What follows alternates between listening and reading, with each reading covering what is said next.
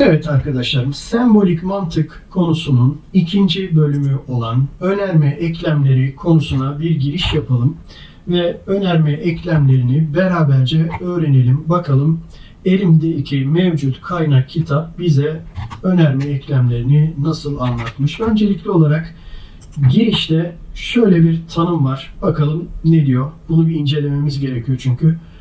Diyor ki önermeler mantığı, yani önerme eklemleri mantığı doğruluk fonksiyonu mantığı olarak da adlandırılır. Değil. Bu böyle değil. Önermeler mantığı kendi içinde ayrı bir konu.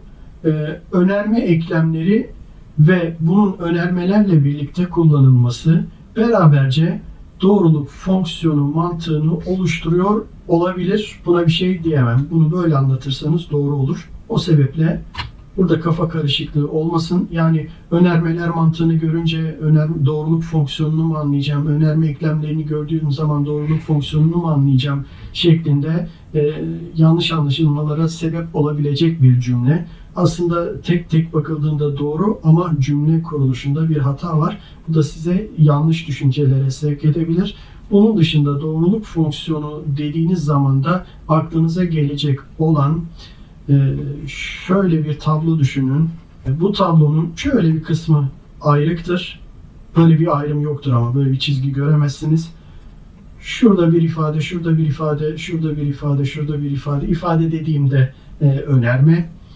Ondan sonra şurada bir işlem belirir. Yani bir işlem başlayacağı bellidir ki bunu görürsünüz zaten. Burada da işlem olur. İşte bu işlem kısmını gördüğünüz zaman anlayacaksınız ki burada bir doğruluk fonksiyonu araştırması yapılmış. Şu sol taraftaki kısımda kendi başına bize önermelerin çözümlenmesini gösterir. Bu kısmı anladıysanız diğer kısma geçebiliriz arkadaşlar. Evet, diğer tanımlarla yavaş yavaş ilerleyelim. Bakalım neler anlatıyor bize kitap. Evet, her önerme bir basit önermedir. Doğru. Yani hızlı koşarsam yorulurum. İşte bu bir basit önermedir. Tek başına bir önerme basit önermedir. Diğer bir tanım olarak önermeler eklemler yardımı ile birleşik önerme haline gelebilir. Evet, kitabın konusu olan kısımdan bahsediyor. Herhangi bir basit önerme, bunu bir eklemle birleştirdiğin zaman, yani iki cümleyi birbirine bir bağlaçla bağladığın zaman en basit anlamıyla, ki bu cümlelerinde bir önerme olması gerekir. Bu durumda diyor ki birleşik önerme haline gelebilir. Yani iki tane önermeyi ekler yardımıyla birleştirmeniz gerekiyor diyor. Evet arkadaşlar, şimdi şunlara teker teker bakalım. Bunun tamamını, şu olayın tamamını birleşik önerme olarak düşünebilirsiniz. Her birleşik önerme ard arda sıralanmış basit önermelerden oluşur. Ve bu bölümün de konusu olan önerme eklemi ile birleşerek birleşik önermeyi meydana getirirler. Bunlar sırasıyla birincil öncül, ikincil öncül, 1000 tane de olsa 999. öncül ve 1000. öncül diye gider. Ayrıca bunları birinci önerme, ikinci önerme ve sonuncu önerme olarak da adlandırabilirler. Bu şekilde karşınıza çıkabilir, kafanız karışmasın. Şimdi iki tanım daha var bu birleşik önerme ile ilgili. Bunları bilmeniz önemli çünkü sorular bu tanımlara göre soruluyor. Şimdi bir tanesi şu sonuç önermesi ile ilgili arkadaşlarım. Sonuç önermesinde şu arkadaşa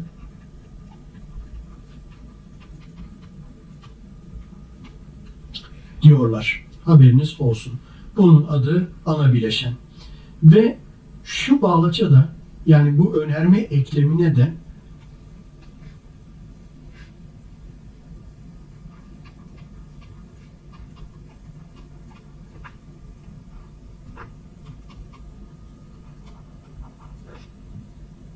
diyorlar, haberiniz olsun.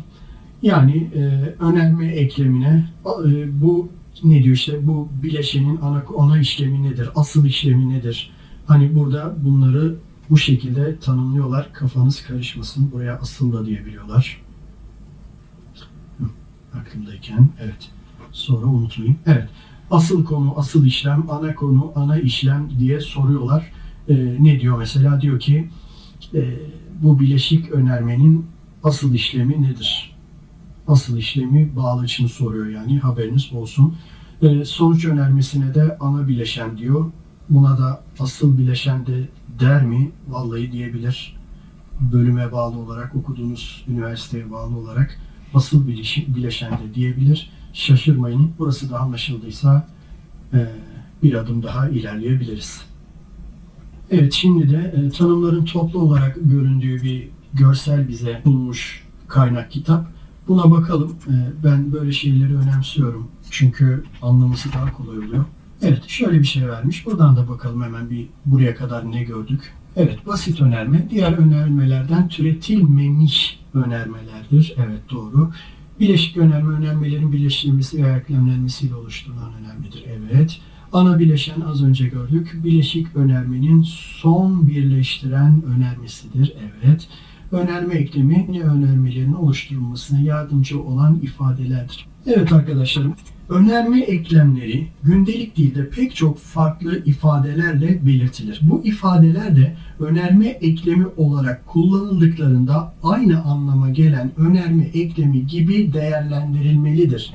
Yani diyor ki, birazdan öğreneceğiniz şeylerin dışında başka bir kelime ile hani sonuncul öncülden sonra işlem yapıldıysa, yani bir eklem olarak kullanıldıysa bu bize öğretilmedi, bunu duymadık demeyin. Aynı anlamı ifade ettiği için bunu da bir eklem olarak kabul edebilirsiniz diyor.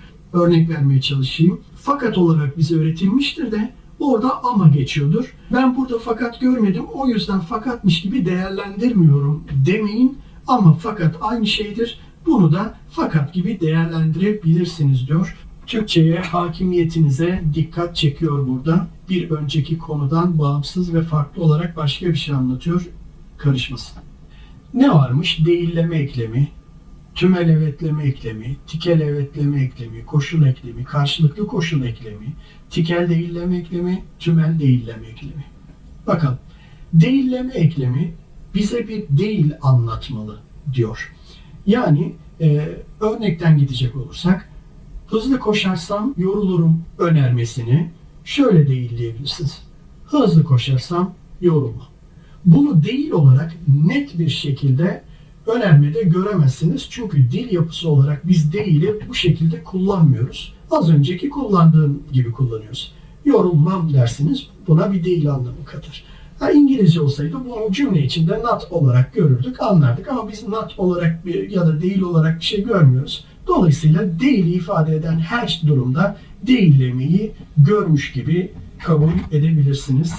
Ve ayrıca bunların tamamı, şurada gördüğünüzün tamamı, değilleme eklemi dahil olmak üzere tamamı doğrusal eklemlerdir. Doğrusal eklemler. Bunun dışında bir eklem görülecek mi? İleriki konulara bakmadım ama şu an için yok. Tamamı doğrusal eklemlerden oluşan bir anlatım var elimdeki kaynak kitapta. Bunu da anlattıktan sonra devam edelim. Tümel evetleme eklemi. Tümel evetleme eklemi V kelimesidir arkadaşlar. Bu V'yi, tümel kısmını şöyle aklınızda tutabilirsiniz. V dediğiniz zaman tümünü kastediyorsunuz. Yani bir önceki cümleyi de bir sonraki cümleyi de kastediyorsunuz. Çünkü V olarak eklemişsiniz. Bunu tümüyle bu şekilde aklınızda tutabilirsiniz. Ayrıca işaretine de bakarsanız bu arkadaşın şöyle bir çatı gibi tümünü kapsadığını düşünürseniz aklınızda kalır. Değil işlemini de, değil işaretini de böyle bir yan yatık S şeklinde bize anlatmış. Tikel evetlemeyi de veya ya da kelimesiyle bize anlatmış. Tikeli de tek bir tanesini kapsadığını düşünebilirsiniz. Teki ya biri ya biri şeklinde olduğunu düşünürseniz tümel ve tikeli karıştırmazsınız arkadaşlarım. Öğrenmesi daha kolay olur. Bunu da böyle bir V şeklinde bize anlatmış. Koşul eklemini ise kelimesiyle anlatmış. İşareti budur. Bu çift çizgili ok olarak da karşımıza çıkabilir. Aynı şeydir. Koşul ekleminin işareti bu. Kelimesi de isedir. Yani öncüller geliyor. Ondan sonra ise bu olur deyip bağlıyorsunuz. Hikaye bu yani. Karşılıklı koşul eklemi. Koşul buysa karşılıklı koşul da budur. Dolayısıyla ancak ve ancak kelimesiyle bize anlatılmış, karşılıklı koşullu da bu şekilde öğrenebilirsiniz. Şimdi şu boyamadıklarım var ya, bunları elimdeki kaynak kitap çok önemsememiş. Açıkçası bence çok ileri bir detay olarak kabul ediyorum bunları. Yani önemsemediği kadar var. Bunlardan soru çıkma ihtimali neredeyse yok. Ama ben öğreneceğim diyorsanız evet, şöyle iki şey daha var. Tikel değilleme ve tümel değilleme. Bu arkadaşları da şöyle ayırabilirsiniz. Hani bunu nasıl değilleyeceğiz? Bu tikel ya. Buradaki tikelle bunu birleştirirsiniz. Bu tümel ya. Bunu da gelip buradaki tümeli de buradaki tümelle birleştirebilirsiniz. Yani ne anlayacağız bundan? Bir tikel değilleme söz konusuysa bu durumda veya ya da içeren bileşik önermenin değillemesini yapıyorsunuz demektir. Bir tümel değilleme yapıyorsanız içinde V geçen, işlemi V olan birleşik önermenin değilini yapıyorsunuz demektir. Bu konuda anlaşıldıysa artık diğer konuya geçelim. Hatırlayalım. Değilleme eklemi bize bir değil veriyordu ve işareti de buydu. Bir örnekle de gidelim. Dünya güneşin etrafında döner önermesinin değili Türkçedeki en doğal ifadesi dünya güneşin etrafında dönmez önermesidir. Evet, doğru. Biz de az önce bu şekilde anlattık bu konuyu. Şimdi bunun bir de konumuz sembolik mantık ya. Sembolik olarak ifadelerine artık başlayalım. Konuya sembolik olarak giriş yapmaya başlayalım. Hemen bir tane tablo alalım ve bakalım nedir durum. Bir önerme doğru ise değili yanlış, yanlış ise değili doğrudur. Bir A önermesinin değilinin tablosu oluşturulmuş burada. Gördüğünüz şey bu. Bir A önermesi var. Bunun değilini soruyor ve bunun bir tablosu yapılmış ve bu tabloya bakıyorsunuz. A'nın doğru olması durumunda, doğru ise diyor. O da bilmiyor çünkü. Doğru ise, çünkü bir tablo yapılmış, ortada bir kelime yok çünkü. Dikkat ederseniz bir cümle yok, bir önerme yok. O yüzden tablo var. Tablo olduğu için her durumu gözeterek bir tablo oluşturuyor. Diyor ki, A önermesi doğruysa bunun değili yanlıştır. Evet, tersi çünkü. A önermesi yanlışsa değili doğrudur. Evet, tersi çünkü. Bu tabloya bakıyorsunuz şu anda ve böyle değilin bir tablosu yapılmış. Hani tablo demiştim ya, buradan hayali bir çizgiyle bölünüyor. Aslında öyle bir çizgi yok. Burada başka işlemler oluyor dedim ya. İşte bu doğruluk fonksiyonu değil arkadaşlar. Önermenin tablosu. Hangi tablosu? Değilleme tablosu. Hangi önermenin? Sadece bir önermenin. O da A önermesinin değilleme tablosu. Burada herhangi bir işlem yok. Yani bu tablo bir doğruluk fonksiyonu tablosu değil, herhangi bir fonksiyona, işleme, doğruluğa bakılmamış, herhangi bir işlem yapılmamış. Sadece bize sembolik olarak anlatıyor. Evet arkadaşlar, şimdi bir sonraki eklemle devam edelim. Bir sonraki eklemimiz buymuş. Neymiş bu? Tümel evetleme eklemi. Hemen hatırlayalım. Tümel evetleme ekleminde tümünü kastettiğini düşünüyorduk. V kelimesi ile ifade ediliyordu. Bir çatı olarak tümünü kapsadığını düşünüyorduk. Böyle hayal ediyorduk ve işte de simgesi bu. Hemen örneğe bakalım. Dünya kendi ekseni etrafında döner ve dünya güneşin etrafında döner. Alın işte ilk birleşik önermenizi gördünüz. Dünya kendi ekseni etrafında döner ve eklemiyle dünya güneşin etrafında döner. Bu kendi başına basit önerme. Bu kendi başına basit önerme ama bu arkadaşlar birleştiğinde birleşik önermeyi oluşturuyor. İşte bu önermenin eklemi. Bu ilk öncül, ikinci öncül yok. Sadece bir tane öncül var. Bu da sonuç önermesi arkadaşlar. Şimdi burada 5 tane farklı versiyon daha verilmiş. Bakalım. Dünya hem kendi ekseni etrafında hem de güneşin etrafında döner. Diyor ki bunda V anlamı vardır. Bunu gördüğün zaman da tümel evetlemeyi anlayacaksın. 2. Dünya kendi ekseni etrafında dönmesine rağmen Güneş'in etrafında da döner. Burada da aynı şeyi anlayacaksın. Bakın V kullanmamış ama V kullanılmış gibi kabul edecek. Türkçe'ye hakimiyetten bahsediyor yani. Dünya kendi ekseni etrafında döner ama kendi ekseni etrafında da döner. Aynı şey. Dünya kendi ekseni etrafında dönmenin yanı sıra Güneş'in etrafında da döner. Aynı şey. Kendi ekseni etrafında dönen dünya, Güneş'in etrafında da döner. Aynı şey. Yani bunları gördüğünüzde ve anlamı taşıdığını hissettiğiniz an bunun tümel evetleme eklemi taşıdığını anlamanız gerekiyor. Evet, şimdi de bu tümel evetleme ekleminin tablosuna bakalım nasıl oluyormuş tablosu. İşte tablosu da bu. Şöyle büyütelim. Tümel evetleme eklemi, tümel evetlemeli bir önerme ancak her iki bileşeni de doğru ise doğrudur. Diğer tüm hallerde tümel evetlemeli bir önerme yanlıştır. Şimdi bunun sol tarafı tamamen önermenin tablosu, sağ tarafı ise işlemin yapıldığı alan. Burada bir doğruluk fonksiyonu var. İşte bu alan doğruluk fonksiyonudur arkadaşlar. Şimdi tümel evetlemenin doğru olabildiği, kesinlikle doğru olabildiği tek koşul şudur arkadaşlarım. Yani A önermesi de B önermesi de doğruysa sonuç kesinlikle doğrudur diyebileceğimiz yer burasıdır. Bunun dışında her türlü sonuç yanlış olacaktır. Bunu ezberlemeyin. Çünkü her biri için ezberlemeniz gerekir. Bu da pek mantıklı bir şey değil. O yüzden öğrenme gayreti içinde olalım.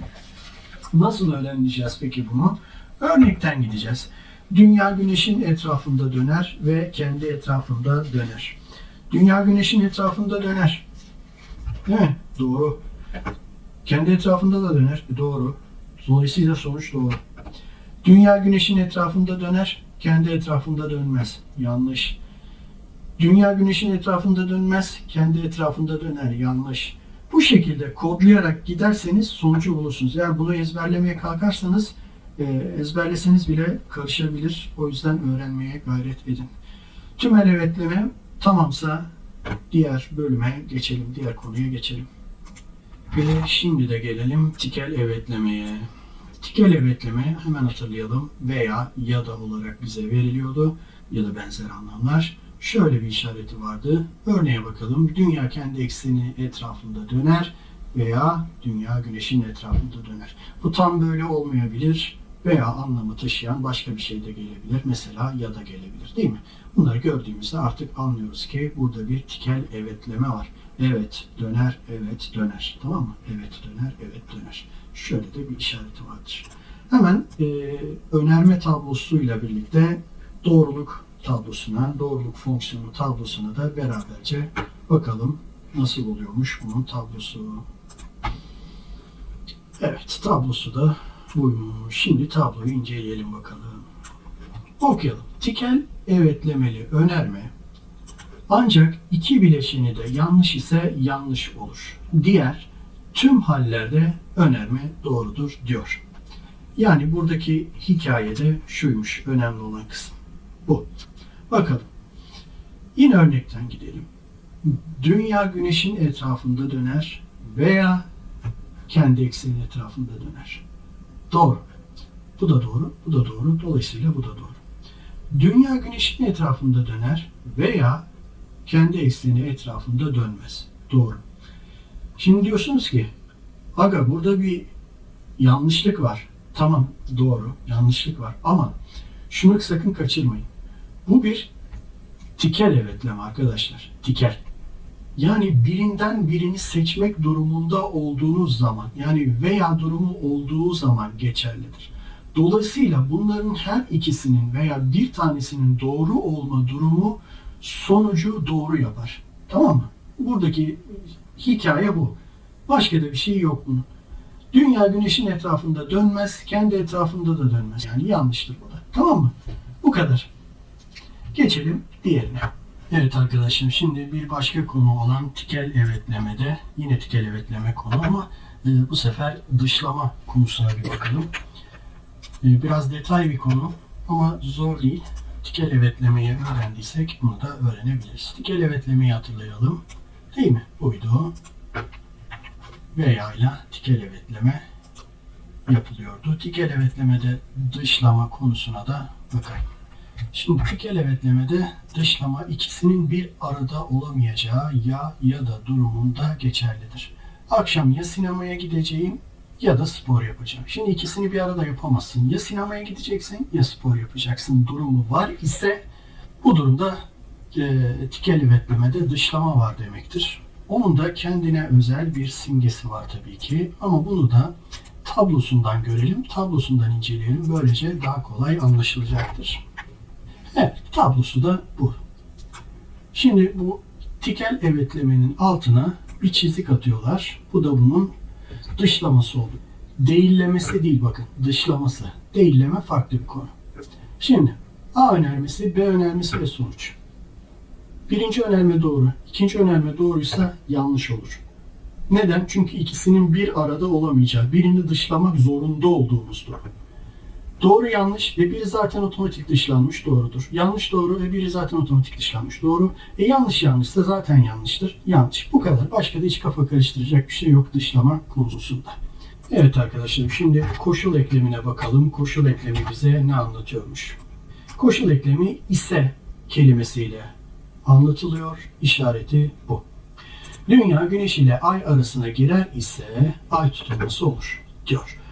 Bu bir birleşik önerme. Bunun 5 farklı versiyonunu vermiş. Bunların içinde ise yok ama iseyi hissettiriyor. Şurada düşmüş zaten.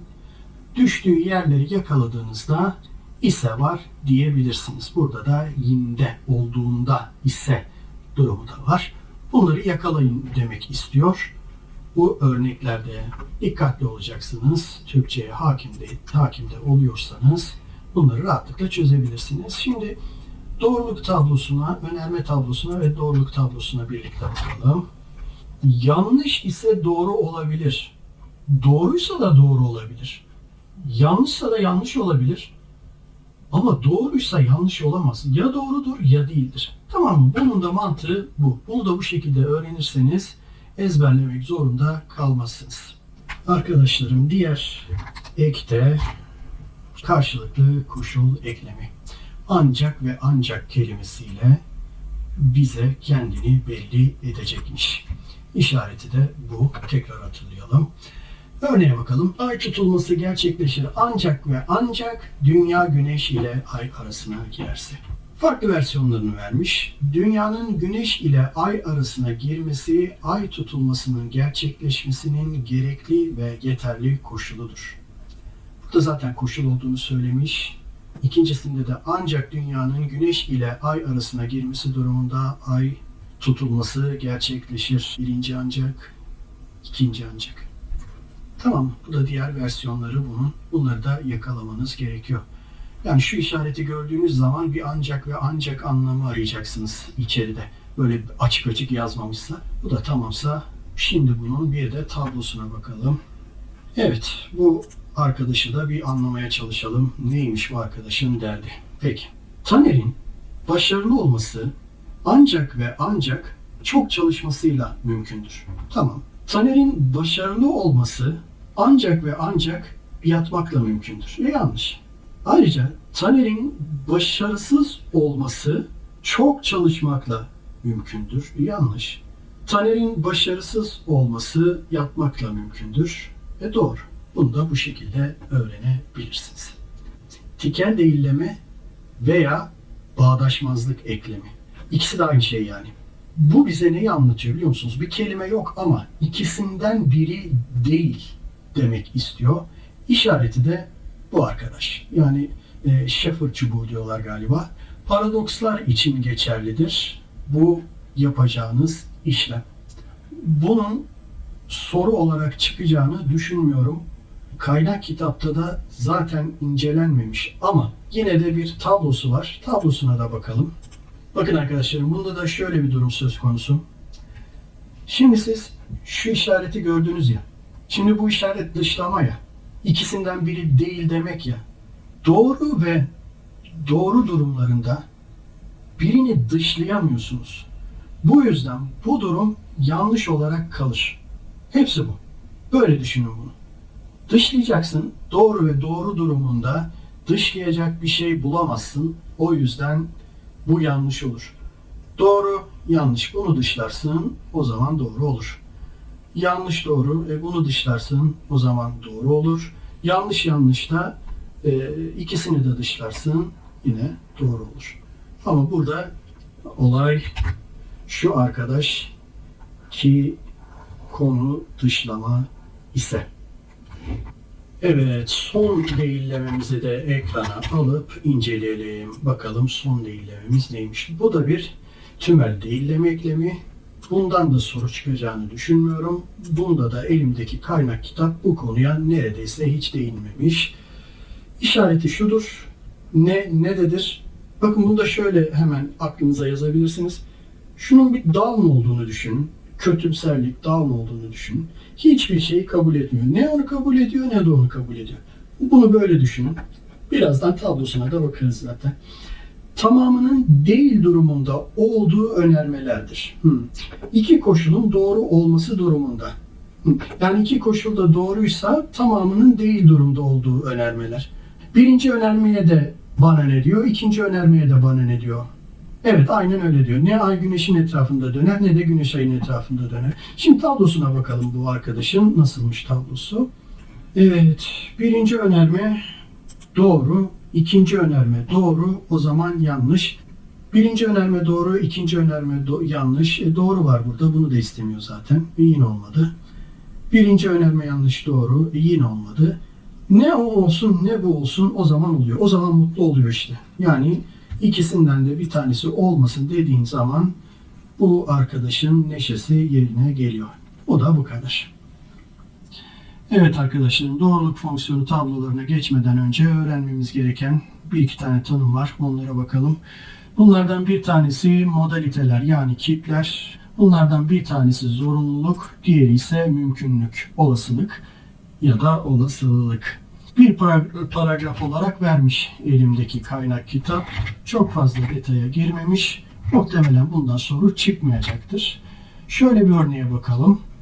Bir zorunluluk var burada. 2 artı 2 eşittir 4. Zorunlu olarak doğrudur. Çünkü her durumda geçerlidir. Ne olursa olsun geçerlidir durumu zorunluluk modalitesidir. Bunu bu şekilde öğrenebiliriz. Yine bir örnek daha vermiş. Ona ne demiş? Bakalım. Yarın hava güneşli olabilir. Bu cümle mümkündür. Çünkü bazı olasılıklarla doğrudur. İşte bugünün havasına bakarız. Mevsime bakarız. Yarınki hava durumuna bakarız. Ondan sonraki da deriz ki yarın hava güneşli olabilir. Bu da olasılıktır. Olasılıktır veyahut da. Bu iki tanesini vermiş. Ama ayrıca imkansızlık ve izin verilebilirlik diye bir durum var. Ben size o iki tanesini de vereyim. Bu imkansızlık. 5 sayısı çift bir sayıdır. Bu imkansızdır. Çünkü 5 hiçbir zaman çift olamaz. Bir tane de izin verilebilirlik var. Onu da vereyim ben size, görün. Trafik ışığı yeşil olduğunda geçebilirsin gibi bir önermeyle mümkün olan modalitelerdir. Ama her şey ve hepsi bir yana neymiş? Şu ikisini, zorunluluk ve mümkünlülük, olasılığı bilmeniz yeterlidir. Nedir? Budur. Nedir? Budur. Modaliteler bu kadar. Başka bir tanıma bakalım. Neymiş? Evet. Totoloji ve çelişki tanımına bakalım neymiş. Şimdi totoloji tüm doğruluk değerlemelerinde doğru olan önermedir. Çelişki önermesinin değilidir. Bunu bir tabloyla görelim. Doğruluk tablosuyla. Böylece daha anlaşılır olacaktır. Arkadaşlarım, totoloji dediği şey yani her şeyin doğru olduğu yer. Bunun bir de tersi var, çelişki. Ona da bakalım. Bu arada bu en sağda olması gerekli mi? Evet, gerekli. Yani işlemin sonu, son bitiş yerinde buna bakacaksınız. Burada, burada veya burada değil. Burada olması şart mı? Evet, şart. Bunu da unutmayın. Bir de çelişkiye bakalım. Değili tersi olduğunu biliyoruz ama tanım olarak bir görelim. Tüm doğruluk değerlemelerinde yanlış olan önermedir, topolojinin değilidir. Bir de tabloda görelim bunu nasıl bir şeymiş, neye benziyormuş. İşte arkadaşlar o da buna benziyor. Yani en sağdaki yer işte şunu gördüğünüzde anlıyorsunuz ki şu kısım en sağdaki kısım, bu bir nedir? Çelişkidir. Bir sonraki tanımlarımız tutarlı, geçerli ve olumsal önermeler. Tutarlıya bakalım ne diyormuş. Tutarlı önerme en az bir satırın değerleme kısmında yani doğruluk fonksiyonunda tüm değerlemeler doğru değerini alıyorsa önermeler birlikte tutarlıdır demektir. Hangi önermeler? O önermeler. Hepsi. Şimdi bir tabloda görelim bu durumu. Tabloda durum nasılmış? Hem ayrımları da görmüş oluruz.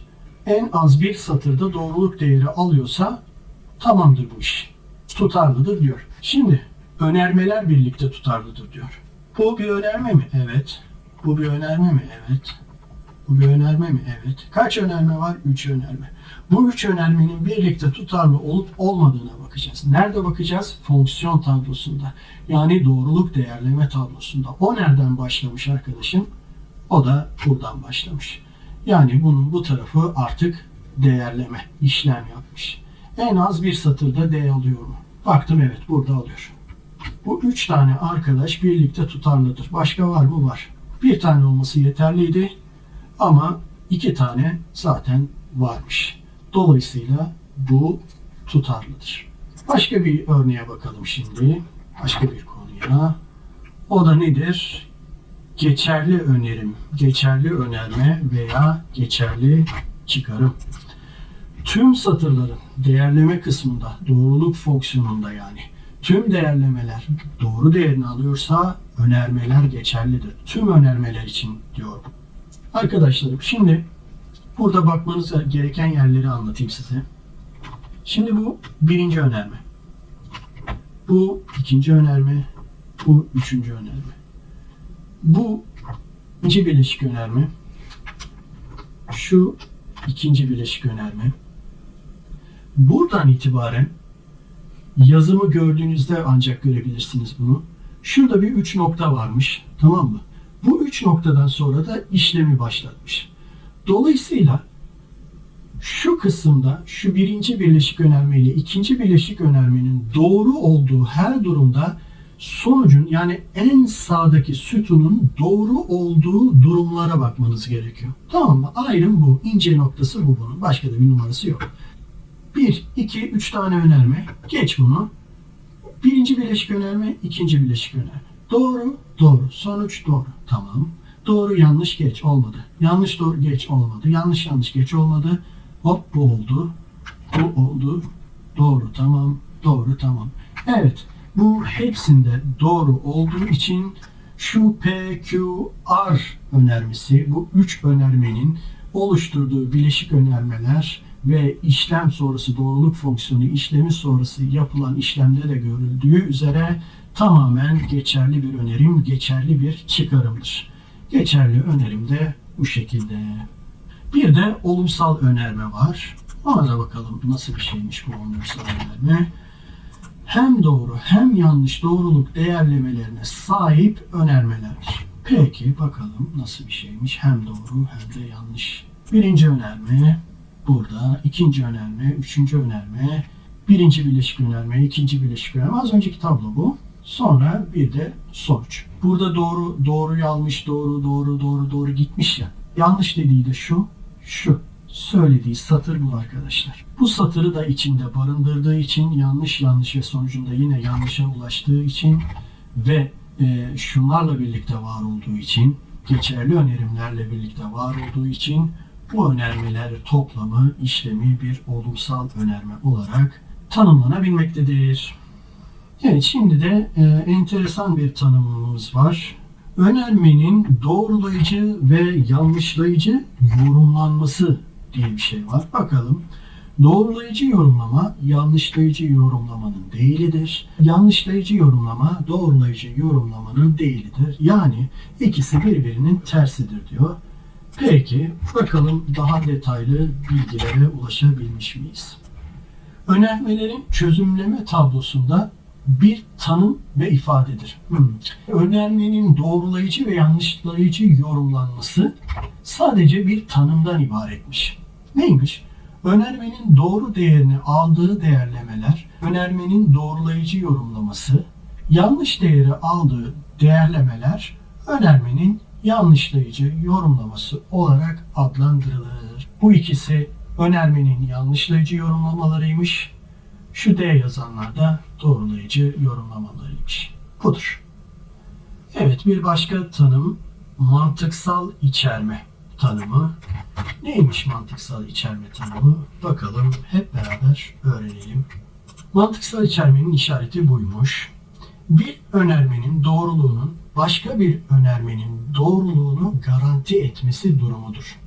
Yani P önermesi doğru olduğunda Q önermesi de her zaman doğru oluyorsa P, Q ifadesi doğrudur. Yani P mantıksal olarak Q ifadesini içerir.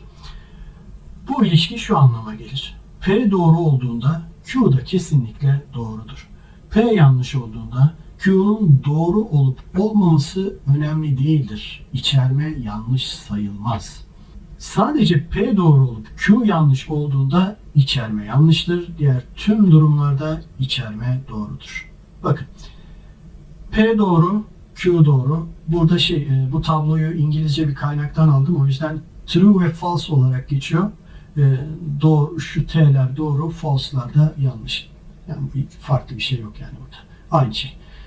Doğru, doğru, doğru.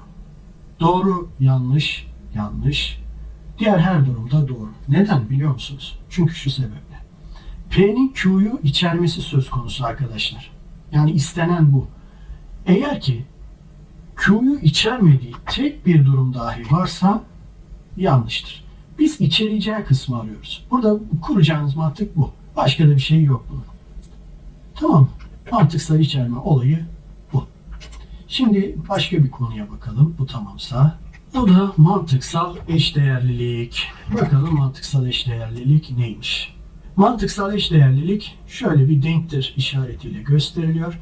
Mantıksal içerme P kapsar Q'yu tek yönlü bir ilişkiydi. Evet, sadece P'nin Q'yu kapsaması söz konusuydu. Mantıksal eşdeğerlilik ise çift yönlüdür ve P ile Q her zaman aynı doğruluk değerine sahip olmalıdır. Bakalım tablodan. True değerini almış, dolayısıyla true. True false aldığında olmuyor. False true aldığında yine olmuyor. False false aldığında da oluyor. İşte mantıksal eşdeğerlilik de bu. Bu kadar. Başka da bir şey yok. Evet, şimdi de kısacık bir tanımımız var. O tanımı öğrenelim. Neymiş? Tutarlı ve tutarsız önermeler kümesi. Doğrulayıcı ve yanlışlayıcı yorum gibi tanımlamadır. Tutarlı ve tutarsız önermelerin doğrularının veya yanlışlarının bulunduğu ilgili satırın toplamını ifade eder. Bu öğrendiğimiz şu bir de önceki iki konu var ya. Bu iki konuyu arkadaşlar kümeler gibi düşünün. Kümeler konusu gibi düşündüğünüzde daha rahat olur. Hani ben orada da size bir ipucu verdim, hani kapsar dedim. Şöyle bir kapsar işareti vardı ya veya böyle bir kapsar işareti. Onun gibi düşünün. Bu tutarlı ve tutarsız önermeler kümesini de şöyle bir liste açıldığını düşünün. Tamam mı? Şunların tablo olduğunu düşünün. Şöyle bir tablo. Bu tablonun her satırında ne var? Doğru, yanlış, doğru, yanlış, doğru. Bunun içinden, şu tablonun içinden doğrularını aldığınız şuraya satır eşittir gibi düşünün. Tamam mı? Doğru, doğru, doğru, doğru, doğru, doğru diye gider. Burada da başka bir satır, işte üçüncü satır attım. Böyle bir şey yok yalnız, yanlış anlamayın. Sadece şekil olarak otursun diye söylüyorum. Bunu da yanlış olarak listelediğinizi düşünün. Bunların her bir liste bu doğruluk kümesi, daha doğrusu tutarlılık kümesi, bu da tutarsızlık kümesi olarak adlandırılıyor. Yani soru çıkacağını sanmıyorum ama bilin. Evet, şimdi de doğruluk fonksiyonlarını yazmaya, kullanmaya, tablolar oluşturmaya, yorumlamaya başlamadan önce bilmemiz gereken iki tane kural var. O kuralı da öğrenelim hep beraber. Kural 1. Satır sayısı 2 üzeri önerme sayısı kadardır. Ne demek istiyorum? Şunu demek istiyorum. Şu birinci önerme, şu ikinci önerme, şu da üçüncü önerme. Kaç önerme var? 3 önerme var. 2 üzeri 3 eşittir 8. Yani şu 3 önermenin bulunduğu, şu 3 önermeyi içeren bir doğruluk tablosu yapacaksanız bu doğruluk tablosu 8 satırdan oluşacaktır. Bu kural 1. Bir şey daha var. En soldaki sütunun yarısı doğru, yarısı yanlış olarak dolar. Bir sağındaki soldaki doğru ve yanlışların yarısı miktarıyla sırasıyla doğru ve yanlış olarak dolar. Bunun da bir sağındaki soldaki doğru ve yanlışların yarısı miktarınca sırayla doğru yanlış olarak yazılır. Ne demek istiyorum? Bakalım anlatmaya çalışayım. Şimdi önerme ne? P önermesi, Q önermesi, X önermesi. Tamam, 3 tane önerme var. 8 tane de satır var. Şimdi öncelikle bu P'nin sütunu. Bu Q'nun sütunu. Bu da X'in sütunu ya. Burada da 8 tane satır var ya. 2, 3, 4, 5, 6, 7, 8 tane satır var. Tamam mı? Diyor ki en soldaki yarısına kadar doğru, yarısına kadar yanlış. Yani şurada bir ayrım var. Buraya doğru, doğru, doğru, doğru. Buraya yanlış, yanlış, yanlış gittiniz. Bunu, diğerini bunun yarısı kadar. Burada kaç doğru yaptın? 4 tane. Burada kaç tane yapacaksın? 2 tane. 2 tane doğru, 2 tane yanlış. 2 tane doğru, 2 tane yanlış. Böyle gidecek. Tamam mı? Buna geldiğinizde de bunun yarısı kadar. Burada kaç tane doğru verdin? 2. Burada da bir tane vereceksin. Doğru, yanlış, doğru, yanlış, doğru, yanlış. Böyle gidecek bu da 8'e kadar. Ondan sonra bundan itibaren artık doğruluk tablosu başlamış olacak. Buraya da işlemlerinizi yapacaksınız. Size ne sorulduysa onu yapacaksınız. İkinci kural da bu. Bunları bilirseniz tabloları rahatlıkla oluşturabilirsiniz. P ancak ve ancak Q ve P'nin değili. Sembolik önermesinin doğruluk tablosunu yapalım. Yapalım. Ne var? P var, Q var. Başka ne var? Bir de Q'nun değili var. P'yi koymuş, Q'yu koymuş. Q'nun değilini de buraya eklemiş. Yalnız şuna dikkat edin. Burada 2 tane önerme var. Şu birinci önerme, şu ikinci önerme. Bunu bir önerme olarak kabul etmeyin. Bunun tersi. Tamam mı? O sebeple burada 2 üzeri 2 yapmış. Yoksa bu 8 satır olurdu. Dikkat edelim. Tamam. Şimdi en soldakine doğru doğru yanlış yapmış. Bir yanında doğru yanlış doğru yanlış. Bunun yarısı kadar yapmış. Sonra gelmiş Q'yu yapmış. Q'yu nasıl yapmış? Buna bakarak yapmış. Bak, yaz. Bak, yaz. Bak, yaz. Bak, yaz. Bu kadar. Sonra parantez içindeki işleme gelmiş. Parantezi açacak ya, açmak zorunda parantezi. Temel matematik çünkü. Açmış. Neymiş? Doğru ancak ve ancak doğru, doğru. Doğru ancak yanlış. Yanlış ancak yanlış. Yanlış yanlış. Yanlış. Bunu bu şekilde çözümlemiş. Bu fonksiyonun ana eklemi, ana işlemi şudur arkadaşlar. V işlemidir. Bu bir V birleşik önermesidir. Tamam mı? V birleşik önermesi. Ana işlemi budur. Ve en sonunda ne demiş? Demiş ki en son olarak bana şunun, nerede o? Burada. Şunun ve şunun, o nerede? Burada. Şunun ve eklemli karşılaştırmasını yap. Yanlış ve doğru, yanlış. Yanlış, yanlış, yanlış, yanlış zaten. Doğru, yanlış, yanlış zaten. Doğru ve doğru, doğruyu verir. Bu da sonuç olarak bize yansımış. Bu da o kadar. Sorularla ilgili, kaynak kitaptaki sorularla ilgili bir şeyler var. Bunu yansıtamıyorum çünkü telif var ama size şunu söyleyebilirim. Türkçe kullanımına dikkat edin. Hani ve ne amaçla kullanılmış? Ve bir şeyin toplamını mı yoksa bu ve bu mu diye soruyor. Ona dikkat edin. Bunun dışında parantezlere çok dikkat edin. Parantezler eksik olabilir, yanlış olabilir, açılmış bir parantez kapatılmamış olabilir, eksik parantez bırakmış olabilirler, parantezi çok alakasız bir yerde açmış olabilirler. Bunlara dikkat edin. Tersi durumlarda tutarlı olduğunu unutmayın. Bazı durumlarda da aynı şeyi zaten sorduğunu düşünebilirsiniz. Yani soruyu dikkatli okumak, Türkçe'ye hakim olmak önemli. Bunun dışında sizinle bir tablo paylaşacağım. Bu çok özel bir tablo. Kaynak kitapta var bu. Başka da bir yerde göremedim. Çok güzel hazırlanmış. Ben beğendim. Alın arkadaşlar, bir ekran görüntüsü alın. Bunu saklayın. Ara sıra kendinize bir kontrol edin. Bunun içinde her şey var çünkü. Çok güzel yapmışlar. Biraz karışıktı. Bazı şeyleri bunun üzerinde göstermeye çalışmışlar. Ama bunun üzerinde gösterince de manasını yitirmiş. Çok karışık bir şey olmuş. Ben bunu sadeleştirdim. Böylece asıl amacına hizmet eder bir hale geldi. Burada bir A önermesi ve B önermesi var. Bu A ve B önermesinden hareketle 4 satır. Tüm yapılabilecek işlemleri tek tek yapmış. Dolayısıyla bilgilerinizi test edebilir. Bunun üzerinde tek bir tablo üzerinde rahatlıkla çalışabilir, pratik yapabilirsiniz.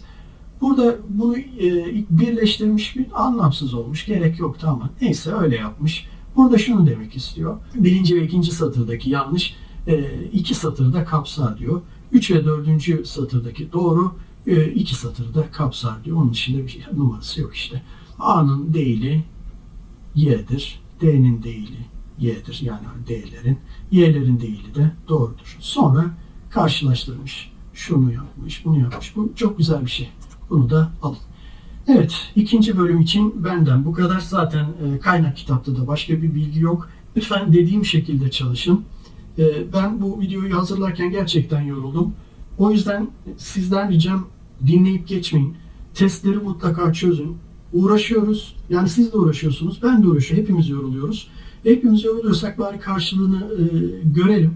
Testleri mutlaka çözün. Üşenmeyin. Dediğim gibi bu video önünüzde açık olsun. Hangi konuda takıldıysanız tıklayın, inceleyin. Soruyu çözün. Devam. Sonra sıradaki. Bu şekilde gidin arkadaşlarım. Beğenirseniz, abone olursanız bana moral vermiş olursunuz, destek vermiş olursunuz. O yüzden beğenilerinizi de bekliyorum açıkçası. Hepinize teşekkür ediyorum. Başka bir bölümde